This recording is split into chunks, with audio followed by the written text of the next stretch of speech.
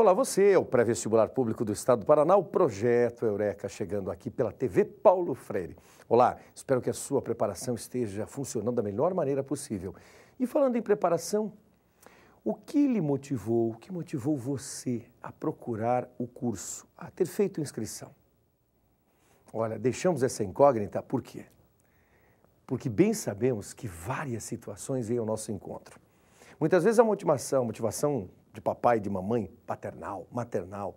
Olha, meu filho, você pode ser um grande médico. Olha, minha filha, você pode ser uma grande advogada. Sim. Outras vezes amigos ou afinidade. Gostamos daquilo. Queríamos mesmo, vemos um profissional fazendo determinada situação e queremos ser aquilo. Isso é muito bom. Isso é essencial em nós, a motivação. Agora, é claro que a motivação não pode nos transportar para uma irrealidade ou para algo que não tem sentido. Por conta disso, vale a pena, sim, ressalvar se o curso que você escolheu, de fato é um curso que recebeu da sua parte uma análise. Se porventura você que se inscreveu para jornalismo, visitou uma redação, 2 redações de jornais, uma emissora de rádio, uma emissora de televisão, se acompanhou por alguns momentos, por algumas horas, seria melhor ainda, a trajetória de um profissional de imprensa, se acompanhou a trajetória de um farmacêutico, de uma enfermeira, de um nutricionista, de uma engenheira. É de bom tom que isso seja feito, principalmente para que mais tarde não caiba em nós um certo arrependimento de não termos verificado corretamente. A ideia que temos diante dos nossos olhos é que quanto mais nos assenhorarmos da profissão que teremos, mais chance temos de acertar, menos chance temos de errar. Claro que é difícil. Sempre é difícil a escolha profissional, porque, afinal de contas, todo o processo das nossas vidas pressupõe exatamente isso. O Projeto Eureka lhe transmite uma certeza: vale a pena estudar, vale a pena trabalhar em favor da educação brasileira. Bom encontro! Oi, amigos, é uma alegria estar com vocês mais uma vez, na companhia da bela e empolgante língua portuguesa. Hoje falaremos mais uma vez sobre as figuras de linguagem. São tantos recursos para enriquecer o nosso texto que faremos mais um capítulo sobre isso. Hoje quem entra em cena é a metáfora. Ocorre a metáfora quando a palavra assume um sentido não usual, assume um sentido figurado por força de uma comparação. Veja o exemplo. Imagine a palavra pulmão. O que é que isso significa? Imaginaram? Dá uma olhada na tela a gravura. É isso que você imaginou. Agora veja a frase.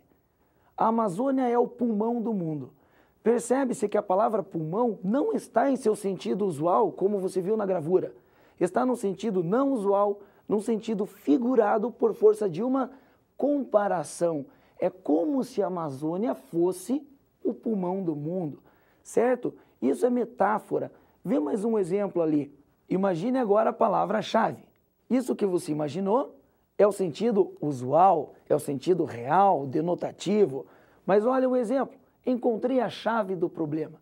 Veja que a palavra-chave não está no sentido usual, não, ela está no sentido figurado. Por força de uma comparação, é como se fosse a chave do problema, como se fosse o caminho para a resolução do problema, beleza? Isto é metáfora. Mas cuidado, metáfora não é uma simples comparação. Dá uma olhadinha nessa gravura aí. O que está aí? Um pássaro sem asas. Então a expressão pássaro sem asas, em seu sentido usual, é isso aí que você está vendo. Mas, veja as frases. O operário da construção é um pássaro sem asas. Nesta frase, a expressão pássaro sem asas está num sentido figurado, pois ele não é, na realidade, um pássaro sem asas. Ou seja, sentido figurado por força de uma comparação, metáfora. Mas no exemplo abaixo, o operário da construção é como um pássaro sem asas. Note que agora nós temos um elemento comparativo, uma conjunção comparativa. A comparação é explícita por esta conjunção. Então, não ocorre metáfora, os elementos estão no seu sentido usual. O operário é o operário. O pássaro sem asas é o pássaro sem asas. Apenas fazemos uma comparação entre eles por meio da conjunção como, que é uma conjunção comparativa. Certo? Neste caso não se chama metáfora, é uma mera comparação. Veja o poema de Vinícius de Moraes. O operário em construção. Era ele que erguia casas, onde antes só havia chão. Como um pássaro sem asas, ele subia com as casas que lhe brotavam da mão. Neste belo poema de Vinícius de Moraes, ocorre metáfora ou comparação. O operário erguia as casas como um pássaro sem asas. Perceba a existência do elemento comparativo, da conjunção comparativa. Neste caso, não é metáfora e uma mera comparação, como vimos nos exemplos anteriores, certo? Há mais um recurso de linguagem exaustivamente utilizado nos textos literários. É o polissíndeto. O que é polissíndeto?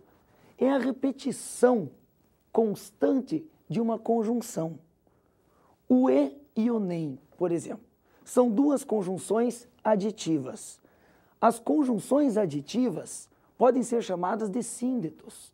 Conjunção aditiva síndeto. Ou seja, quando a conjunção aditiva aparece várias vezes, quando o síndeto aparece várias vezes, nós damos o nome de polissíndeto. Vamos a alguns exemplos. Vão chegando as burguesinhas pobres e as criadas das burguesinhas ricas e as mulheres do povo e as lavadeiras da redondeza. Perceberam a repetição da conjunção aditiva e? Perceberam a repetição do síndeto e as criadas, e as mulheres, e as lavadeiras? Como poli quer dizer muitos, e síndeto quer dizer conjunção, polissíndeto, a conjunção várias vezes. Certo? Há mais um exemplo para vocês aí. O quinhão que me coube é humilde. Pior do que isto, nulo. Nem glória, nem amores, nem santidade, nem heroísmo. Agora, a conjunção aditiva nem apareceu várias vezes. Como apareceu várias vezes a conjunção, o síndeto, ocorre o quê? Polissíndeto. Veremos agora bem o contrário do polissíndeto. Poli quer dizer muitos, portanto, polissíndeto, várias vezes o mesmo síndeto, várias vezes a mesma conjunção. Agora, o assíndeto. A quer dizer negação, amoral, sem moral. Assíndeto quer dizer que não tem síndeto, não tem conjunção onde deveria ter. Veja o exemplo. Vim, vi, venci. Normalmente escreveríamos vim, vi e venci. Colocaríamos a conjunção e, o síndeto e. Mas como a omitimos, ocorre o quê? Assíndeto. A quer dizer negação, síndeto, conjunção. Não ocorreu a presença do síndeto, certo? O público estava inquieto, agitava-se, gritava, urrava, não conseguia manter-se em silêncio. Mais uma vez, como no exemplo anterior, você percebeu a ausência, a omissão da conjunção. Assíndeto mais uma vez. Vamos a um breve intervalo, voltamos daqui a pouco com mais figuras de linguagem.